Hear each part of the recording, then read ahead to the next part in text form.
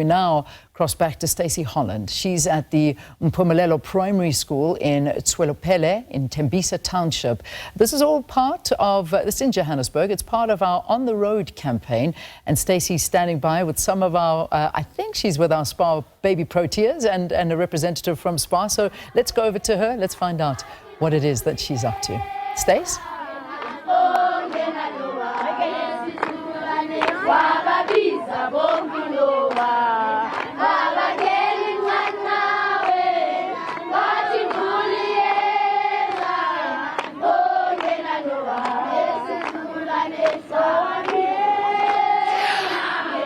On this chilly morning out in Tembisa, we are being warmed by the beautiful sounds and the voices of the Mpumelelo Primary School, and they have been singing for us this morning. It's all about the road to Gibraltar 2025. The South African Spar baby proteas will be heading to Gibraltar to play in the Netball World Youth Cup, and it's also part of Spar's campaign to end period poverty, eradicate it by 2030. So joining me this morning is the National PR Comms and Marketing Manager for Spar, Peace Mabe. You're dancing with me as well, Peace, warming ourselves up. Very nice, yeah. You know, today has just been such a beautiful morning. We reminded ourselves of things that are important. Yes, tell us about why you decided to participate in this campaign and why the energy is encouraging you this morning. Don't you love young girls yourself? I know. So why wouldn't Spar love young girls? So we love women, we love empowering our women because we understand where they come from.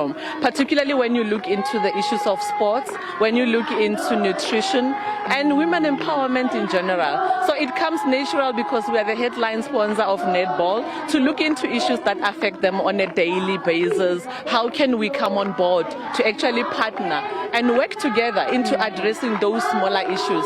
Somebody sitting somewhere in a comfortable room might think not having sanitary towels is a non-issue. But when you look into statistics are telling us 7 million women and young girls actually miss school because of the lack of sanitary towels, hygienic products that are associated with women's needs when they are on their period. So it's a shocking statistic, and as a retailer, we decided we need to stand up, work with corporate sector, work with government department to say let's hold hands and see if we can assist. We know we're saying by 2030 we are ambitious, but we call on people to come on board and actually assist, because as a retailer alone, we won't be able to solve a South African problem alone. Yes. So we need the like minds of government to actually come on board, other businesses to say, let our relationship with our shoppers and customers not be transactional, but let's look into the deep issues that are within our communities and come with a helping hand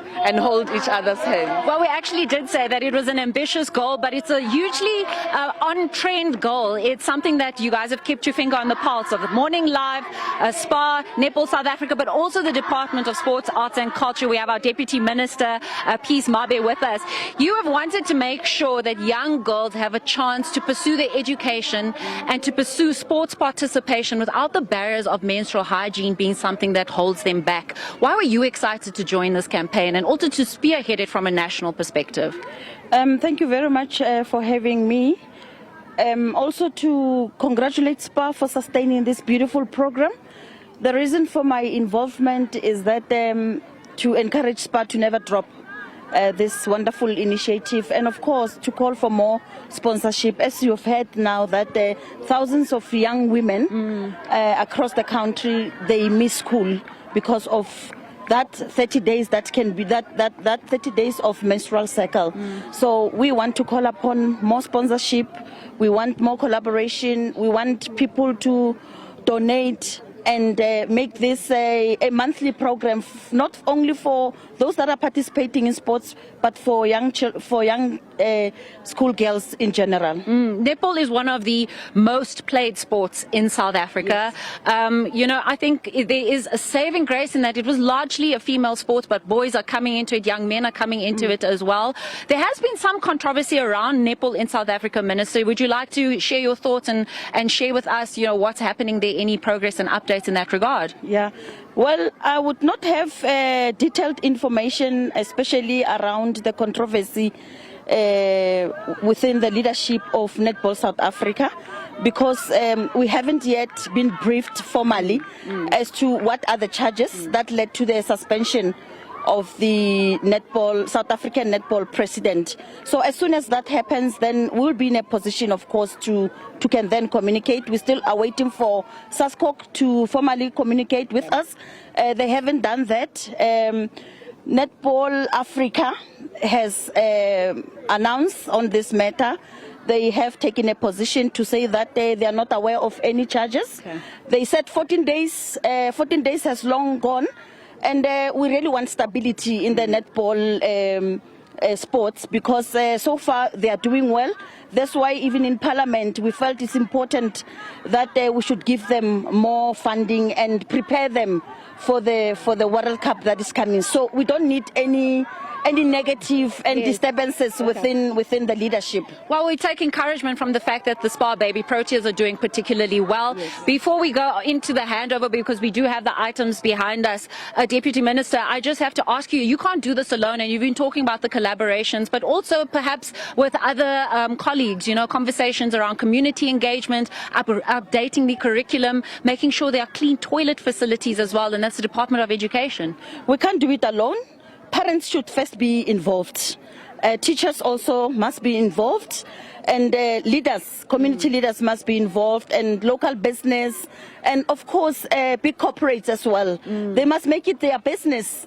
We've been making this call, but it seems like they're not getting into the party, because people don't understand. You know, when you are comfortable and you can afford something, you think that everyone is in the same position. You take it for granted. You take it for granted that those who are in it, and that you have a responsibility also to assist. Yes.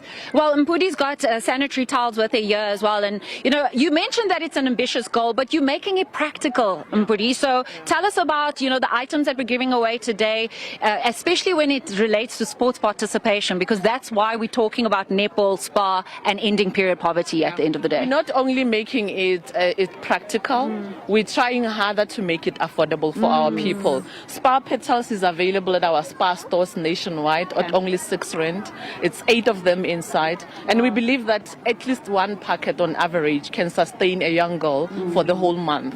So with just less than R72 a month, or even less than R100 a year, actually, you can have a year supply of Spar petals products within the Spar stores. So we encourage people out there to assist us to keep young girls in schools by going to support young girls doing their sport. So I have to bring the principal in, because you've got a very, very encouraging announcement in terms of the fact that all netball players in the school won't have to worry about what we've been talking about. Tell us about that. Ma'am, how are you? This is from the Spar group. We are saying, with just one packet, we think a young girl can be sustained for a month. So it's just 12 of them, less than R72 at Spar on an annual basis. Ask your community to go to the Spar stores and buy the Spar petals. They are reasonable, they are affordable, so that we keep our girls in schools. Because it's very important that we encourage our girls to be in schools. And at Spar, we are here, we are saying we'll hold your hand, we'll support you, have that Spar rewards card, get those amazing deals, get them cheaper and affordable at our stores. Thank you so much. Words can't really mention how grateful we are as a school for the gift from Spar. This is going to make a difference in the lives of our girls. It means a lot to have a child attending school every day of the month, because really learners miss out if they can't come to school due to nature calls. Minister, Deputy Minister, your thoughts on the handover and what it means for you to actually see it now in person? It is not enough. It never is enough. It is not enough. You've seen kids from other schools as well. They have developed interest. They want to know what is happening. But Spar alone cannot do it. Yes. We thank them for making sanitary towels available, and also at a very affordable price. Yes. So that is what is important. We then also need to go back to Parliament and make sure that this becomes one of the tax-free items, irrespective of the brand. Yes. But we thank Spar also for being proactive and manufacturing an affordable pack that can assist in terms sustaining our young girls. We've been saying end period poverty. What is period poverty? It's the lack of access to affordable menstrual products, but it's also lack of access to education, lack of access to facilities. So these are all the things that we are addressing. And as you just heard from Deputy Minister Peace Mabe, she's calling on businesses, she's calling on you that's watching. Find out how you can get involved. As we found out now, how much is the pack in Pudi again? At R6 a pack, it's 8 of them inside. So R6 a pack with 8 inside, that means you can somehow get involved. And so as we end up here, those are the students from Mpumelelo Primary saying thank you to Morning Live.